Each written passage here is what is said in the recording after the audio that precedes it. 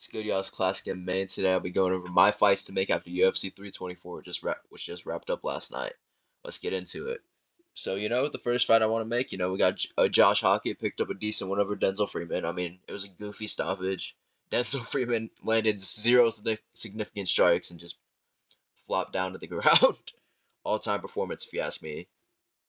But Josh Hockett, picked up a decent one. Looked pretty good doing it. So, you know what? I'm going to give him a ranked matchup, honestly.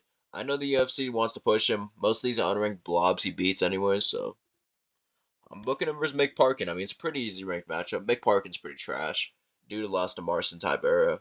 He's like number 13 in the rankings. I think Hockett should win this, so I'll make Josh Hockett versus what's this guy's name? Mick Parkin. Yeah.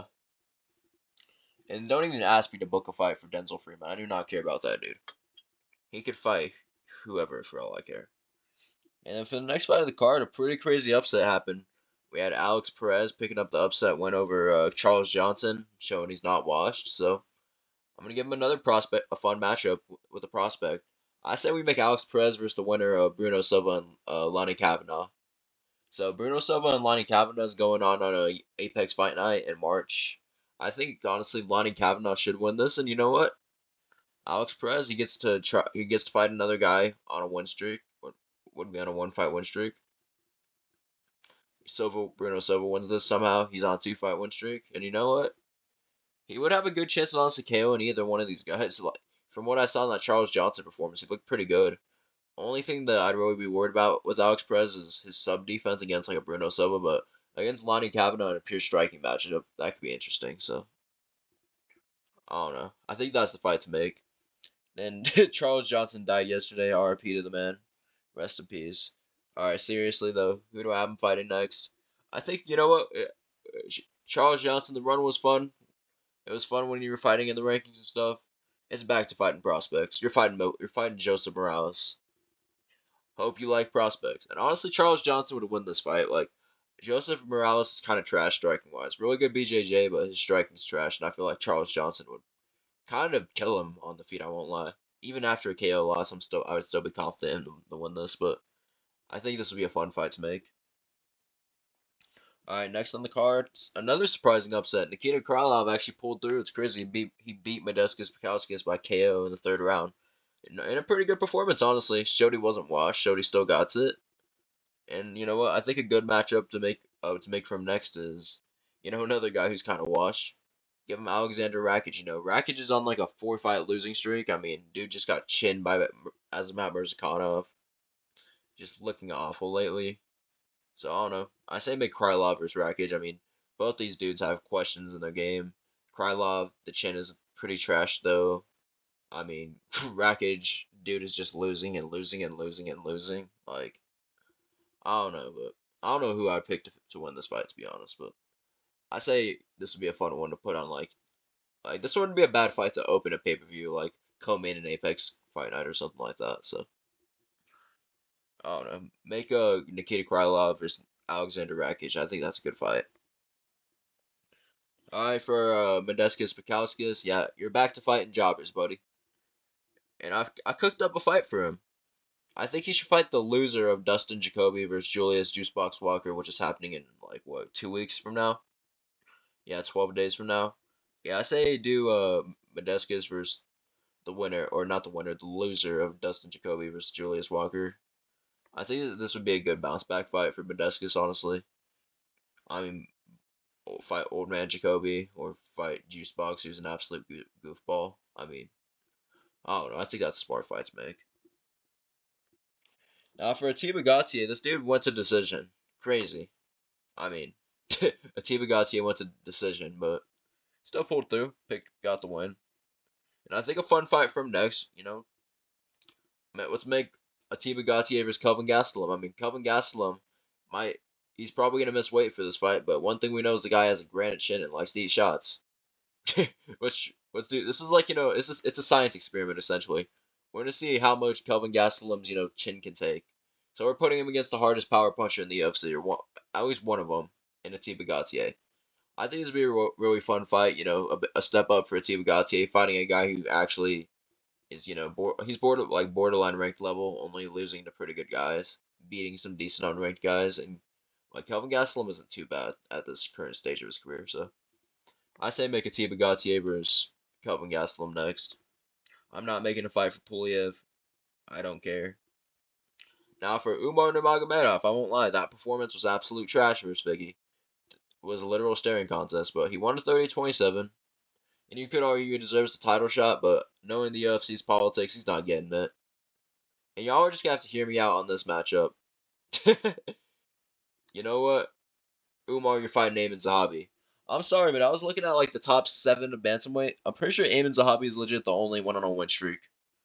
The only one coming off a win right now. Like, he's legit the only person in the top 7 of bantamweight coming off a win right now that shouldn't be fighting for a belt. Like, it's either you're fighting Amin Zahabi or you're fighting, I don't know, like David Martinez. So, yeah, I don't know. Umar should win this, get him closer to a title shot, and then I don't know. Zahabi's just a guy the UFC wants to push, so might as well do it. Now for the side of Figgy, man, that was rough, brother. 8 significant strikes, Figgy. 8 significant strikes. That's all you had. You know what, Figgy? I love you, brother. You're a legend of the game. Just retire, man. Pack your bags. Get out of the sport. Go become a coach.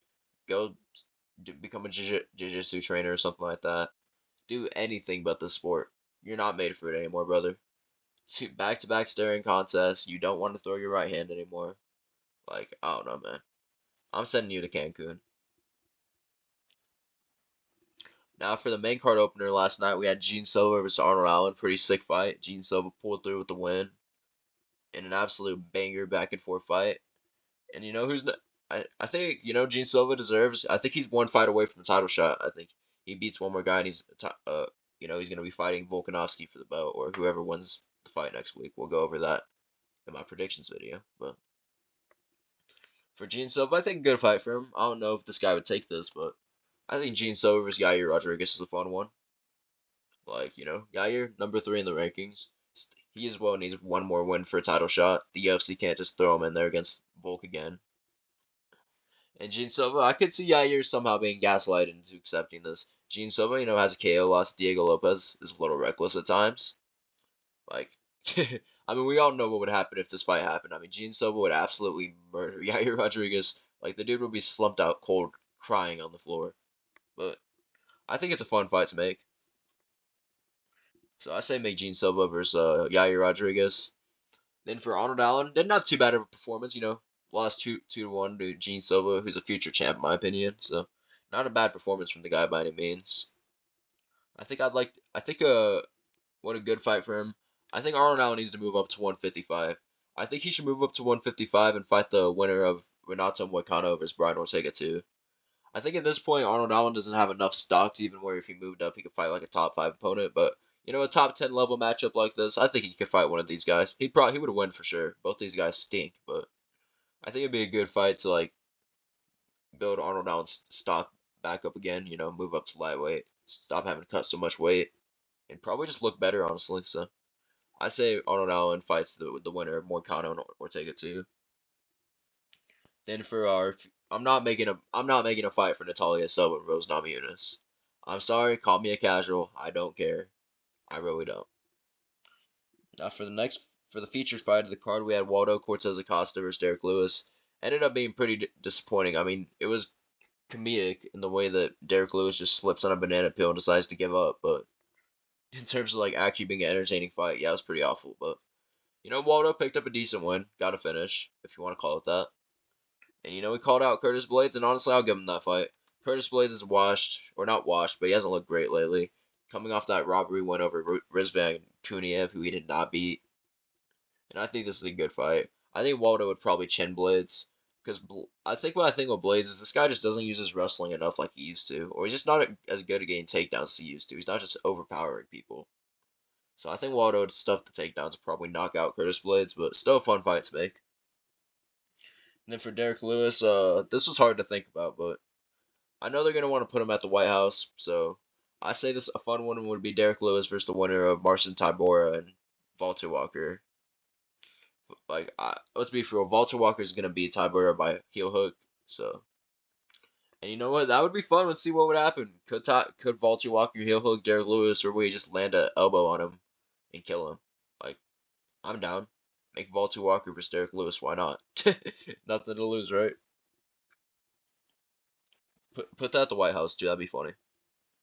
Then for Sugar Sean O'Malley, not gonna lie, a pretty disappointing performance from Song Yadong, and I so want to book this guy against Corey Sandhagen, but I know the UFC's politics. I'm not gonna try to be hardcore and say they should fight.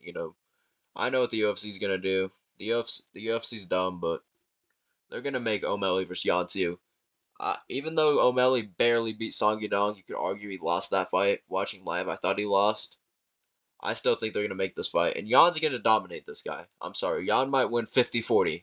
He might win every round. O'Malley looked like such trash against Song Yadong. Like, I think Jan will genuinely win every round. Maybe even 10-8 him every round. I don't know. But Jan, literally, those dudes in 2020, they used to say, Jan by murder, dude. Jan by murder is happening. So, I don't know. They can make this fight. I don't care. Then for Song Yadong, didn't lose too much stock. Had a pretty good competitive fight with O'Malley. Boring, but competitive enough.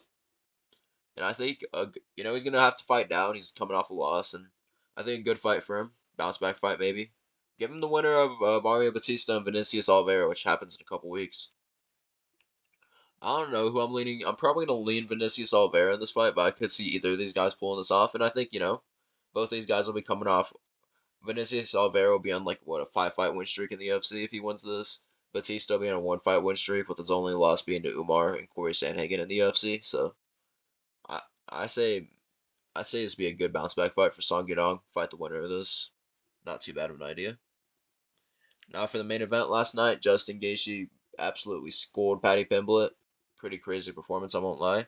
And sadly, he is the interim champ now, if you want to call it that. But so he has to fight Ilya Topuria, man. I'm just gonna put it straight. He's gonna get knocked out in 2 rounds. Probably 1 if he fights the way he did against Paddy, just leaving his chin out for the ages. But I think, he's the interim belt holder. He's forced to fight for the belt. They're probably going to try to do this at the White House because Gaethje's American, even though he gets slimed out in 2 minutes flat. So, I don't know. Make Gaethje versus Ilya. And for Paddy Pimblett, man, his stock is so down now. Like, genuinely, who does this guy fight? I was lucky thinking to put him against the winner of BSD and Hooker, but I lucky think I'll give the BMF winner that. And then some other fights, I don't know, like Gamrot's, I don't know. Like, there's guys around, but no one really coming off wins. So I think a fun one for Paddy. I say give him the winner of Rafael Fiziev and Mauricio Rufy next week. It makes sense. Rafael Fiziev wins next week. He'll be on a 2-fight win streak over Ignacio Bahamondes and Rufy, for 2 really good prospects. I say he can get a step up, and I say Paddy might move down 1 or 2 spots in the rankings, so probably the top 7 of the division against Paddy. Then Rufy wins this, even though he wouldn't probably deserve it because he lost to BSD. I mean, he'd be, number 9 in the rankings. The UFC loves this guy. They probably give him the fight. So, I don't know. I say make Paddy versus the winner of Fiziev versus Rufy, and whoever wins this can get a top 5 opponent. Anyways, I mean, that's my fights to make. I think I made some pretty banger matchups here. I could see the UFC making a lot of these. So anyways, y'all like the video, maybe subscribe. I got a lot coming this week for UFC Volkanovski versus Lopes 2. So stay tuned.